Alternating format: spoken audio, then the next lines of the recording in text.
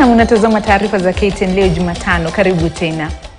Utafiti wa kitaifa wa mwaka 2022 kuhusu matumizi ya mihadarati umebaini mlipuko wa tembe za kuchanganywa, wengi wakiziita bugizi, ila kwa kimombo ni synthetic drugs. Hizi ni tembe aina zinazochanganywa zikiwa ni za kulewesha haraka na bei nafuu, ikilinganishwa na dawa kama vile heroin na cocaine. Kwa mujibu wa nakada, umri wanaoanza kutumia heroin au cocaine ni kati ya miaka 16 na 20. Tofauti na kulewesha haraka, waraibu wanadai kuna upungufu wa dawa za heroin na cocaine. Ripota wetu wa ukanda wa pwani Tobias Chanji ameandaa makala ya jinamizi la mihadarati itakayokujia kwa awamu 3 kuanzia leo, kuangazia jinsi mihadarati inavyoendelea kuathiri vijana huko pwani. Hapa ni maskani pa kuuzia na kununua dawa za kulevya katika eneo la Bombolulu. Vijana wakijikunyata katika vyumba na magofu. Utadhani ni baraza la kujadili masuala muhimu ya jamii. Ila unapochunguza unabaini kuwa biashara ya mihadarati inaendelezwa hapa. Kando na heroin na kokeni, kuna bugizi na tembe nyingine za kuchanganywa maarufu synthetic ambazo zimeibukia miezi 6 iliyopita. Tembe hizi ni kama skunk cannabis, amitriptyline, diazepam inayotibu ukosefu wa usingizi, morphine na ketamine ya kupunguza maumivu. Nyingine kama lazine na analgesia inatumiwa kwa wanyama kama farasi na ng'ombe. Robi Mwashigadi mwenye umri wa miaka 47 na ambaye aliacha uraibu alitumia heroin kwa miaka 22 na kupoteza kazi yake katika halmashauri ya bandari nchini.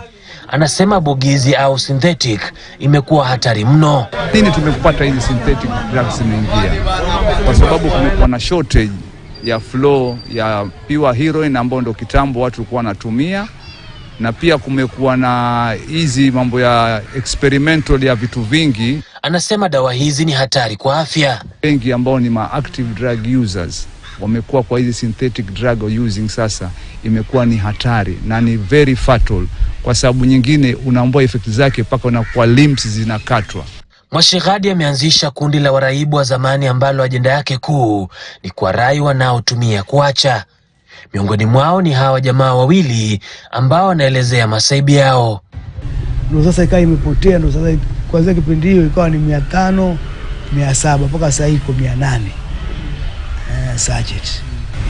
Sana dunga hapa navuta, ikionyesha kweli damu imekuja napeleka pap. Nikishapeleka nachukua mpira rubber band, huwa na rubber band na ileta paka hapa na sindano tap isicheze sana kutele bomu navuta cocktail hiyo, na nimeweka vidude viwili vya 400. Sasa hiyo vya 400 na zile nimeweka 800 inakuwa ngapi? Hali ni sawia katika mji wa Malindi. Tunakutana na wanandoa hawa na mwanao anaomuita methadone baby, kwani alizaliwa wakati wakitumia methadone, hizi zikiwa dawa za kupunguza makali ya heroin na cocaine, kwani nao walikuwa waraibu. Na safari mpaka nimefika hapa si mchezo, ni safari ya kutoka mbali. Na tunaishi pamoja kama bibi na bwana, na sote tulikuwa watumizi, ila tuliamua kubadilika. Na katika utumizi wangu nimeenda majela mara kama 8 hivi, na nimefungwa kama mara 5, mara 3 nilikuwa rumande. Utengenezaji na ulanguzi wa dawa hizi na zile za bugizi au synthetic sasa umefika kiwango cha kushtusha ulimwenguni na kupenyeza katika masoko ya barani Afrika. Takwimu kutoka taasisi ya uchunguzi wa mihadarati au National Drug Observatory baina Oktoba 2021 hadi Mei 2022 inatoa ushahidi kwamba dawa za methamphetamine, morphine na ketamine zilipatikana kwa wingi wakati wa kulanguliwa kupitia bandari ya Mombasa. Utafiti umebaini kwamba miaka kujiingiza katika utumizi wa heroin, kokeni na bugizi ni katika miaka ya 16 hadi 20.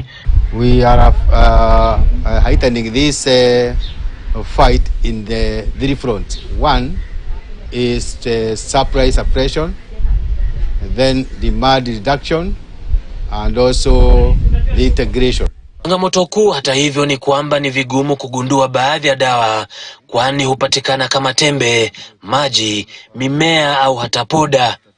Kwa mfano, haya hapa ni majibu ya uchunguzi uliofanyiwa uyoga uliokauka ukibaini chembe za psilocin ambayo ni mojawapo ya tembe za bogizi. Uchunguzi huu wa maabara ulifanywa tarehe 11 Agosti mwaka 2022 na Daktari Samuel Gashuhi, mtafiti wa serikali. In Akada, we would need much more resources, but now that we have good will from the government, there is a promise of us having our funds increased. Ni bahari na fukwe ambayo inaendelea kuwavutia wengi, wageni na watalii wa ndani na wa nje wanaokuja katika sehemu hizi kujipumbaza tu na labda kupata utulivu. Lakini bahari ambayo pia imechangia pakubwa katika jinamizi la mihadarati. Tobias Chanji, KTN News.